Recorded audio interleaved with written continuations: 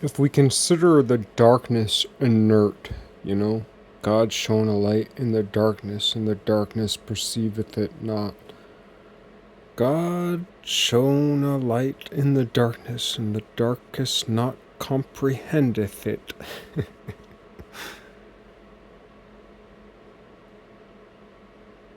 So, if we consider the darkness inert,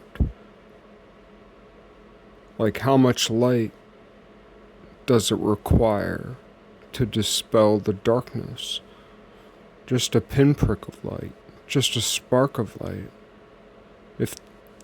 If all the infinity of infinities were darkness, but one spark, one moment, one place, one point of light would dispel, in some way, all of that darkness. The thing about a point is a point is an impossible object in the same way that infinity is an impossible object, or an infinite universe is an impossible object. A point we can conceptualize a point, but we can't conceptualize an infinite universe. The reason why we can conceptualize a point is because a mathematical point, which is an object without area, without length, without volume, but with position. Not always with position, but certainly a distinguishable point in space as it relates to other points in space.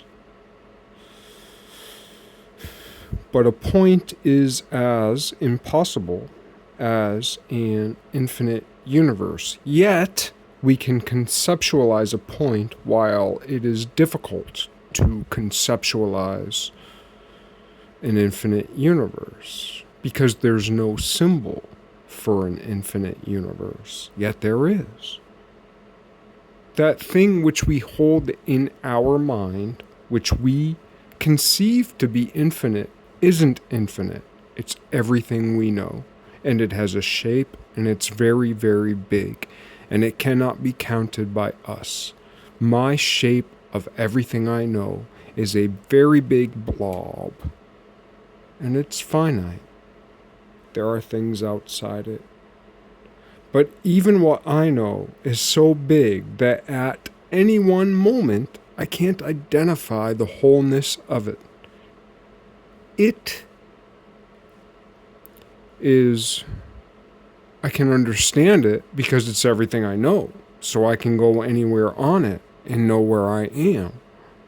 But I also know there are things outside of it that I don't know. So I know I am bounded, and I know it is finite, but it is my personal infinity.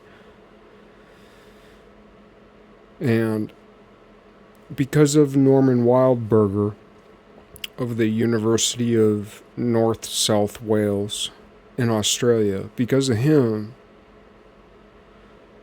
he talks at length, and when I mean at length, I mean for like 15 years. He's talked about Z. And a lot of people talk about Z, or Z, or the omega point. A lot of people talk about that, but nobody talks about it the way that Norman J. Wildberger talks about it. And what I call it the Wildbergian Z. The Wildbergian Z is a finite number larger than can be counted that acts as infinity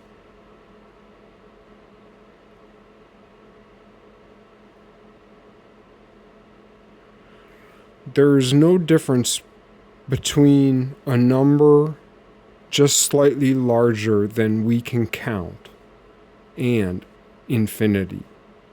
We can count so high, and there are numbers larger than that count. And there is no practical difference between a finite number we can count and infinity. Numbers truncate in reality. Infinite processes actually are not infinite.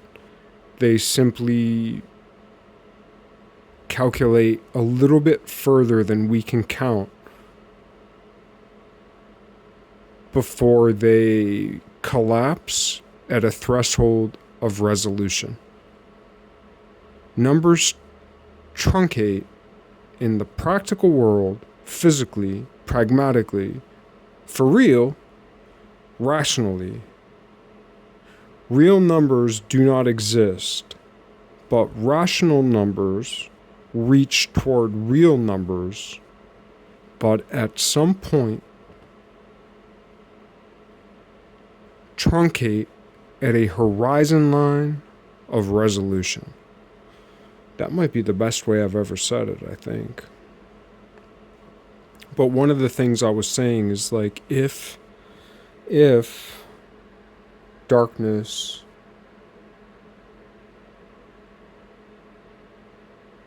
is immobile, if darkness is immaterial, if darkness is without mind,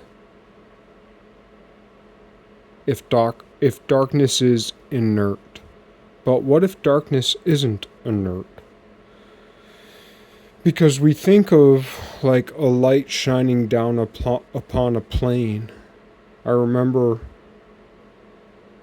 one day I left work early because I was distraught, and I spent an hour or so at the Charlestown boat landing.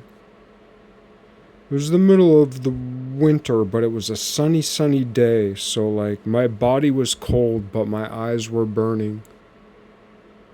And I went down to the boat landing, which situates itself on either sides of acres and acres and acres of cornfield. There's a couple strange governmental like watershed buildings around there, but besides that, it's pretty funky. It's the type of place people go at lunchtime to smoke a little weed or just to get away for a minute from the stupid little low-paying factories in the area, or away from a job site where they're slapping up drywall and nailing down clamshell molding in some stinky little place that's gonna be moldy in 5 years.